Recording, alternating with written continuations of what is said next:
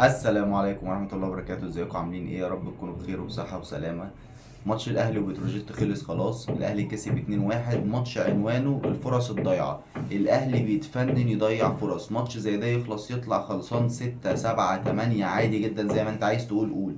الاهلي ضيع كمية فرص وكمية انفرادات غير طبيعية. بنتفنن في تضييع الفرص. امام عاشور مضيع له انفرادين ثلاثة، والدبيس مضيع واحدة، وقفشه مضيع له بتاع اتنين، وفي جونين اوف سايد يعني.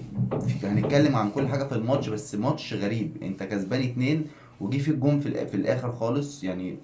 انت كنت تقدر تخلص الماتش من بدري، من الشوط الاولاني. الشوط الاولاني كان يخلص 3 4 مستريح بالراحه كده.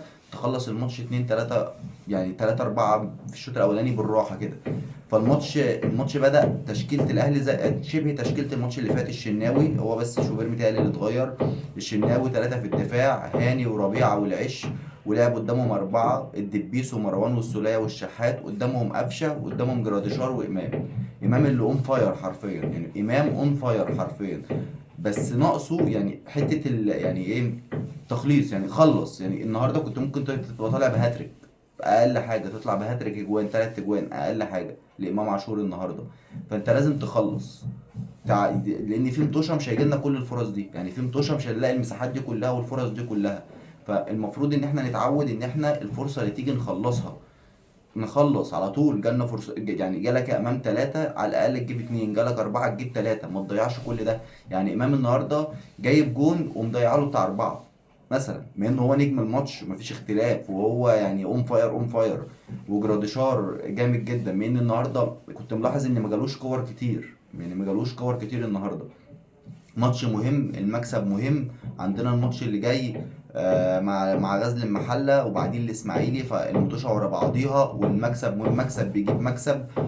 في ظهور لعيبه كتير النهارده. هنتكلم عن كل حاجه النهارده. الا النهارده اول حاجه في الماتش، اول ربع ساعه الاهلي شكله كويس. هو الاهلي على مدار ال 90 دقيقه يعني.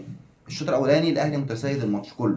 في الدقيقه 12 تسديده من كريم الدبيس، لكن بره الجون. في الدقيقة 16 تمريرة من العش لإمام عاشور. حلو بقى دي. بص العش لعبها لإمام عاشور. إمام عاشور شايف الملعب، لف بجسمه، حط على طول كرة ما حدش يعرف يصدها. الحارس ملوش أي دعوة، يعني ملوش ذنب إن هو ما يعرفش يجيبها. الكرة صعبة أوي على الحارس. إمام لف بظهره، لف ظهره. يعني كان ظهره للجون، لف وراح راكن الكرة.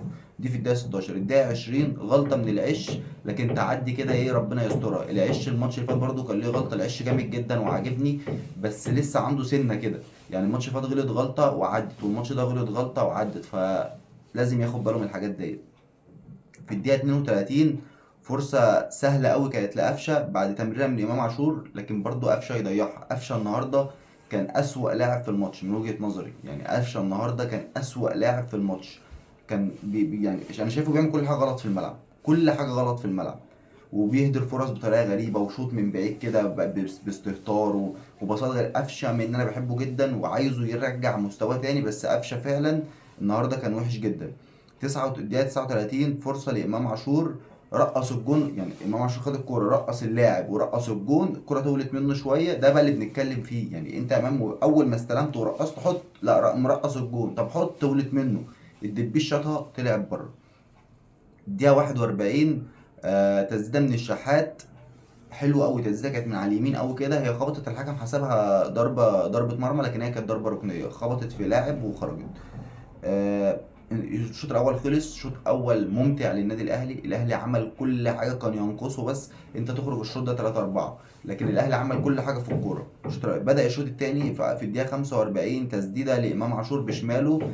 حلوه برده. جراديشار لعبها له، حطها بشماله بس جت جنب العارضه.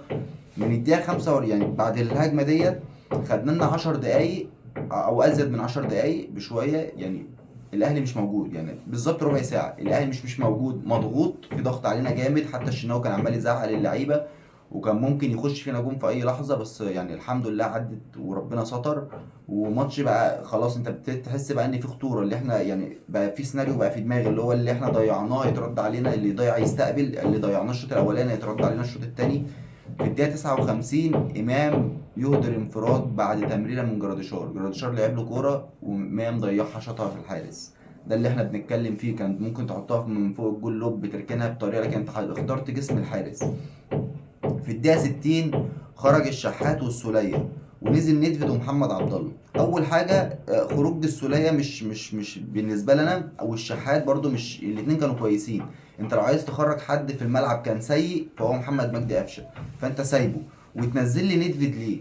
يعني ندفد ليه؟ انا عايز افهم. احنا جايين له لان في كوارث هو عملها يعني هو نزل عمل كوارث، انت تنزل ندفد ليه؟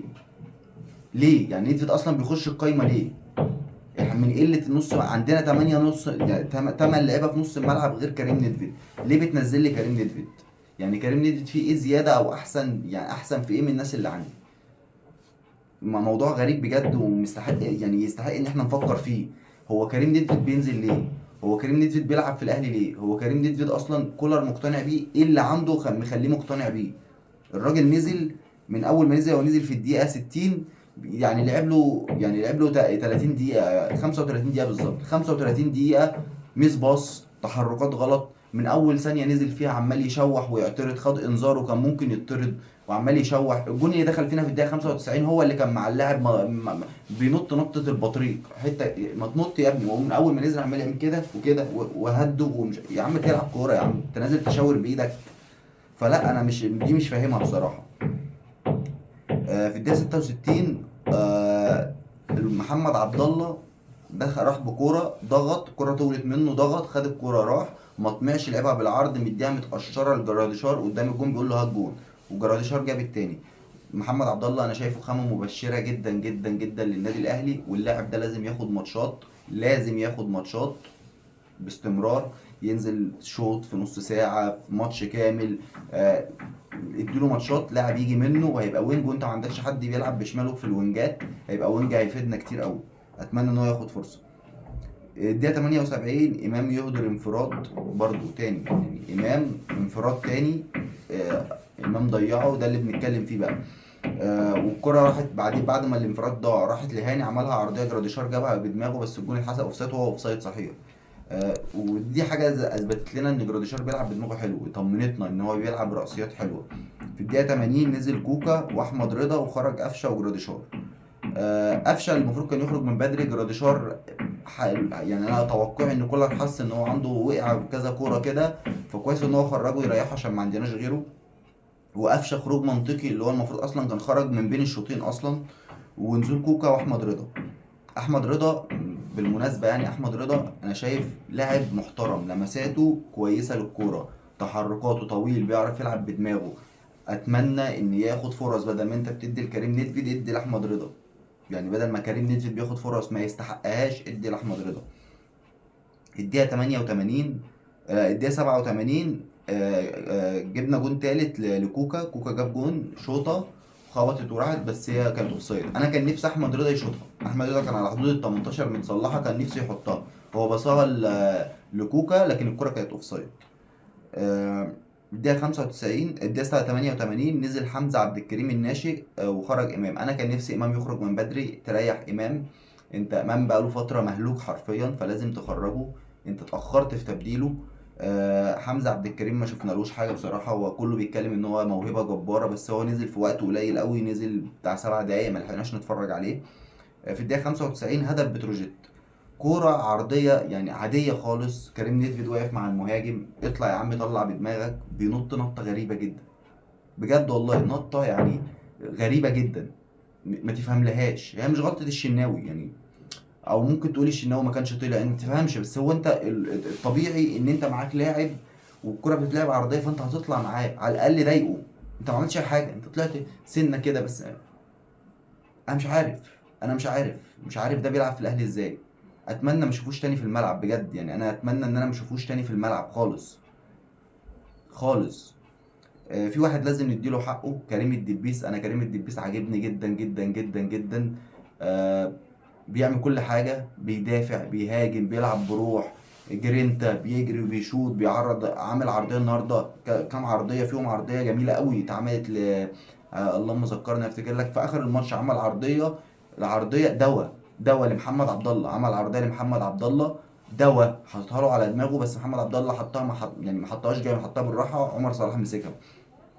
فكريم الدبيس ممتاز ممتاز ممتاز، يعني انت لو هتقيمه النهارده تديله 8 من 10 مثلا، لو هتقيمه لاعب كويس جدا جدا جدا. اتمنى خلاص ده ما يخرجش من الملعب.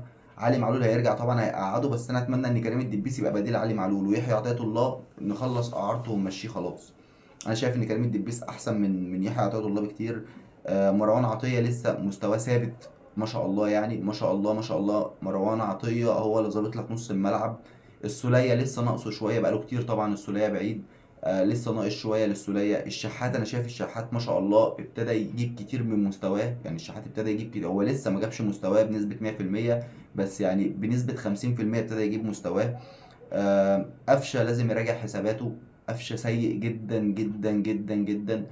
وبعدين بعد كوكبة الناس اللي جايه ديت اشرف بن شرقي وتريزيجيه، قفشه لو بالمستوى ده مش هيشمها، فقفشه لازم يراجع نفسه لنفسه مش لحد تاني. الشناوي انا شايف ان بعد ما شوبير لعب، الشناوي ابتدى حسوا ان هو في تحسن، فانا عايز كده، انا عايز على طول يبقى شوبير بيلعب والشناوي بيلعب، عشان ده هيخلي اللي فيه تنافس، هيخلي الاتنين مستواهم يعلى مع بعض. العش عاجبني جدا. العش ما يعني، يعني لعيب كويس جدا في الالتحامات، بيعرف ياخد الكرة بطريقة ممتازة، ما بيعملش فاولات كتير. هو عنده غلطات هفوات كده، هفوة الماتش اللي فات وهفوة الماتش ده، اتمنى ان هي ما تتكررش تاني. امام عاشور طبعا حدث ولا حرج. جراديشار مهاجم خامة ممتازة، ولسه هنشوف الايام الجاية. فالحمد لله ماتش الاهلي وبتروجيت كسبنا 2-1. ماتش عدى كنا نقدر نكسب 5 و6، فالحمد لله على النتيجة، وان شاء الله اللي جاي احسن. ودي كانت نهاية الحلقة. لو عجبتك الحلقة ما تنساش تضغط لايك وتشترك في القناة لو مش مشترك، والسلام عليكم ورحمة الله.